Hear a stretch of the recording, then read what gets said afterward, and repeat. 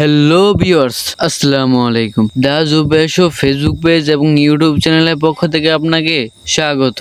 অনেক দিন হইলো আমি গ্রাম থেকে ঢাকা এসেছি, তো আজকে চলে যাব আমি গ্রামে। এই জন্যই সকাল সকাল বেরিয়ে গেলাম বাস স্ট্যান্ডের উদ্দেশ্যে। সামনে থেকে বাইকে পিক করে নিয়ে সোজা রওনা করে দিলাম গুলিস্তানের উদ্দেশ্যে। যাওয়ার পথেই নষ্ট হয়ে গেল আমাদের গাড়ি। কি আর করার, নষ্ট হলে তো করার কিছু নাই। এই কষ্টের ভিতরেই রওনা করে দিলাম আমরা সেই গুলিস্তানের উদ্দেশ্যে। দেখি বাসটা কি আসে না। তো ঢাকার সুন্দর সুন্দর পরিবেশ দেখতে দেখতে আমরা ছুটছি গুলিস্তানের উদ্দেশ্যে। সামনে দেখতে পাচ্ছি ডিবির ক্যাম্প। তো এখানে দেখি 3-4 তলা অর্থাৎ 5 তলা উপরেও দেখি অনেক গাড়ি আছে। তো আমি এটা দেখিনি এখনো, মানে দেখছিলাম 2 তলা উপরে আছে, কিন্তু এমন 4-5 তলা উপরে নাই। তো অবশেষে আইসা পড়লাম আমরা কাউন্টারে আসার পর দেখি আমাদের শরীয়তপুরে যে গোসাইরহাটের যে বাস ওটা অলরেডি ছাইরা গেছে কিছুক্ষণ আগে। একটা আছে 12টা বাজে। উঠতে উঠতে ওটা ছাড়তে আমি অলরেডি দেশে যাইতে পারবো গা। এই কারণে অন্য একটা গাড়িতে করে এখন যাইতে হবে আমার কদমতলি। তো ওখান থেকে সোজা রওনা করে দিলাম কদমতলির উদ্দেশ্যে। দেখি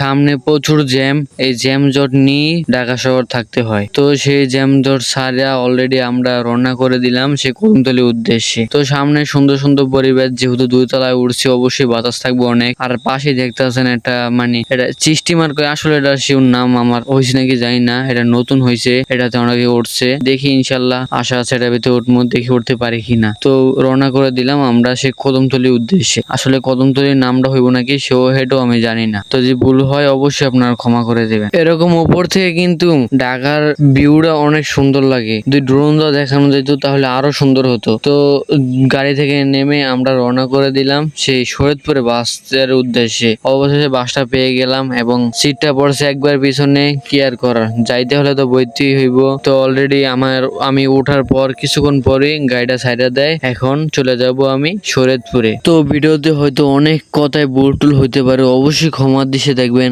আর যেই কথায় ভুল হয়েছে অবশ্যই আপনার কমেন্ট করে জানাবেন, যাতে পরবর্তী ভিডিওতে ওটা আর কোনো ভুল না হয়। আর যারা আমাদের দা জুবাই শো ফেসবুক পেজে এবং ইউটিউব চ্যানেলে একেবারে নতুন, তারা অবশ্যই ইউটিউব থেকে দেখে থাকলে অবশ্যই সাবস্ক্রাইব করে পাশে থাকা বেল আইকনটিকে অল করে দিবেন এবং ফেসবুক থেকে দেখে থাকলে অবশ্যই ফলো দিয়ে রাখবেন, যাতে পরবর্তী ভিডিও সর্বপ্রথম আপনি দেখতে পারেন। তো ঢাকাকে বিদায় জানাই, আবারও দেখা হবে কোনো একদিন। তো বাসে খাওয়ার জন্য কিছু কিনলাম এবং বাড়ির জন্য কিছু কিনলাম। এই নিয়ে দেশে যাইতে হবে, কারণ এই প্রথম আমি একা একা ঢাকা থেকে দেশে যাইতেছি। বাসের টিকিটটা নেই, ওইটা বললাম পদ্মা সেতুর উপরে। এটা যেহেতু বাস, এই কারণে ভালো মতো দেখাইতে পারতাছি না, কারণ দোনো সাইডে লোক বসে। আমি ফুলি জানলা মিলে বসতে পারিনি, কারণ ওনাদের বিরক্ত হবে। এই কারণে কেউ তো আর চায় না যে সামনে জানলা বন্ধ থাকুক। আমাদের যেহেতু জানলা খোলা রাখতে হবে, ওনারাও খোলা রাখছে, এই কারণে বেশি একটা ভিডিও করা হয় নয়। আইসা বললাম শরীয়তপুরে। ঢাকা থেকে কিন্তু আমাদের শরীয়তপুরে আসতে বেশি সময় লাগে না, কারণ শরীয়তপুরের